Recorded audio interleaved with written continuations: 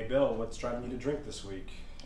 Well, one thing coming up next week, maybe drive me to drink this week, and that's the fact that Illinois appears to be on track to get a budget in place for the first time in a couple of years.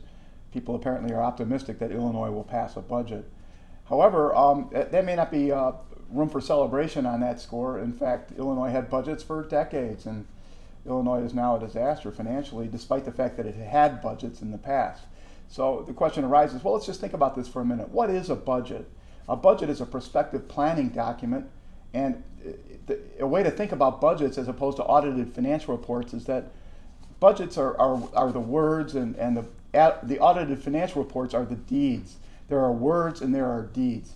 And the words in Illinois often have not lived up to the deeds haven't lived up to the words. We haven't followed through on what's described in the Illinois Constitution as a balanced budget requirement. However, Illinois' revenues have fallen short of its expenses most of the time, despite the fact that it had a balanced budget. And that's in part due to the fact that these budgets are just prospective planning documents.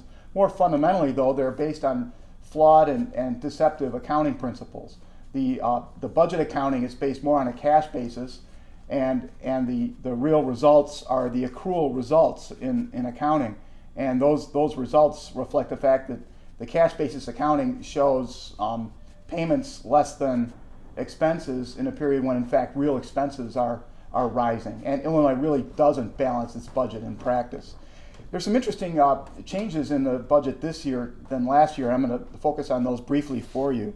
The budget last year, the governor's budget, stated that Public Act 9479 also requires the use of the modified accrual basis of budgeting. It's that modified accrual basis of budgeting that's kind of deceptive. This year, the language reads as follows.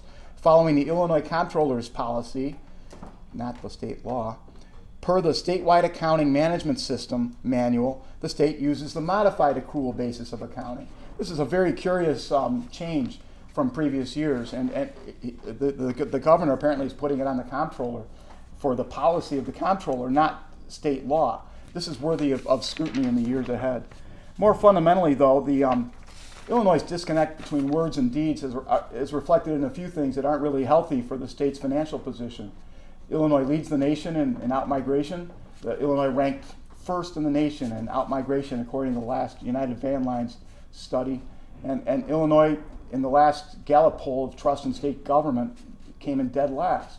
And we need some leadership in the private sector as well as the public sector to address these issues in the year ahead. Bill Bergman, have a nice weekend.